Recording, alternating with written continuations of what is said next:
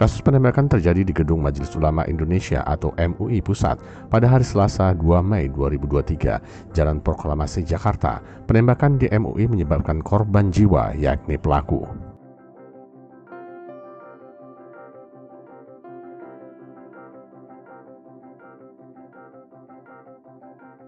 Kapolres Metro Jakarta Pusat Kombes Komarudin menyebut pelaku satu orang dan belum menjelaskan penyebab pelaku meninggal dunia.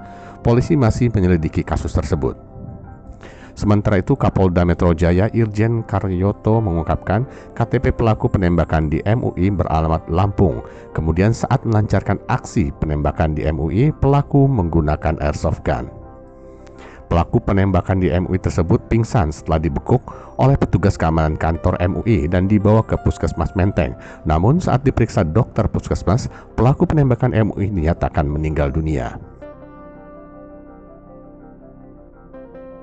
Namun belum diketahui secara pasti penyebab kematian pelaku penembakan MUI tersebut.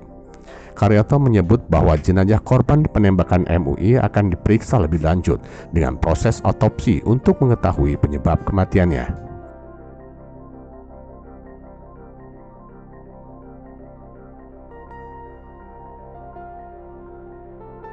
Penembakan di MUI terjadi pada Selasa siang 2 Mei 2023. Seorang resepsionis yang menjadi korban penembakan di gedung MUI Pusat tersebut mengeluarkan banyak darah. Ketua MUI Bidang Fatwa Asrorun Nia mengatakan korban penembakan di MUI tersebut bernama Tri. Ia disebut mengalami luka-luka di bagian tangan kanan setelah terkena pecahan kaca sehingga perlu memperoleh penanganan medis lebih lanjut.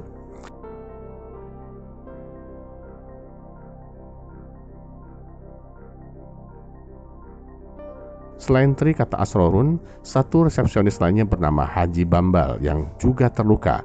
Ia mengalami luka tembak di bagian punggung. Saat ini korban penembakan di MUI sedang mendapatkan perawatan medis di Rumah Sakit Agung Pasar Rumput.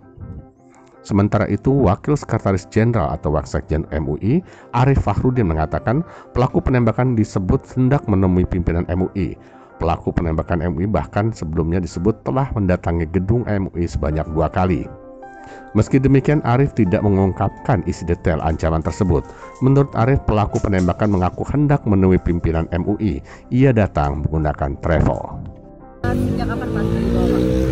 Sejak diamankan dari TKP, sudah dalam kondisi tidak sadar. Kemudian sempat dibawa ke Polsek, namun di Polsek juga tidak sadar. Akhirnya kita bawa ke Puskesmas Menteng. Dokter Puskesmas Menteng menyatakan bahwa pelaku sudah dalam keadaan meninggal. Oh, berarti setelah penembakan itu pelaku sudah tidak sadar, Pak? Setelah penembakan sempat keluar, lari keluar, tapi diamankan oleh petugas. Pak, kan ada video yang beredar nih Pak, ada terduga pelaku berbaju kotak-kotak begitu yang viral nih di media sosial, itu benar? Betul. Terduga pelaku? Betul. Kemudian nanti treatment di RS Kramat Jati seperti apa di Rumah Sakit Polri? Saat ini kan sedang mau diotopsi ya di Kramat Jati. Nanti dari sanalah hasilnya baru diketahui penyebab meninggalnya kenapa.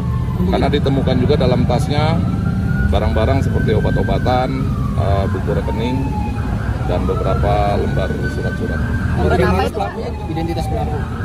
Identitas pelaku sudah ada. Siapa Pak? Inisialnya M. Usianya berapa Pak? Sekitar 60-an. 60. Orang mana Pak? Asal mana? KTP-nya KTP Lampung.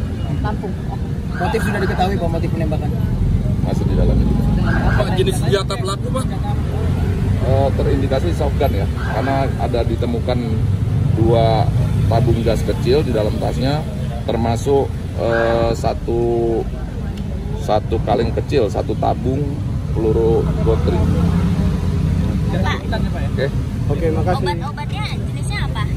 Nanti kita cek, dokter yang tahu itu. Saya ada penembakan.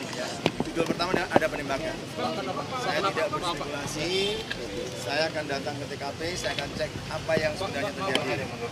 Setelah saya bertemu dengan Kapolres Jakarta Pusat, Dirkrimpo, setelah mengumpulkan beberapa keterangan yang ada, memang betul tadi pada pukul 11.24 ya, di tempat ini ada orang tidak dikenal masuk ke dalam pintu depan, kemudian mencari ketua ya, ingin bertemu dengan oleh pihak Pamdal karena tidak dapat menjelaskan kepentingannya apa, bertemu dengan siapa, namanya siapa, di Pamdal ditahan.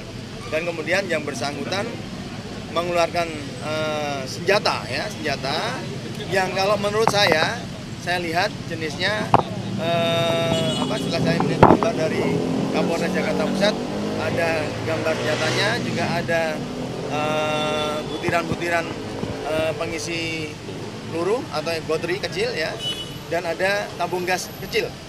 Nah ini boleh dikatakan biasanya disebut dengan airsoft gun, ya, airsoft gun, bukan senjata api, ya, bukan senjata api. Namun alangkah lebih detail nanti kami meminta kepada lapor bagian metalurgi apakah jenis senjata ini.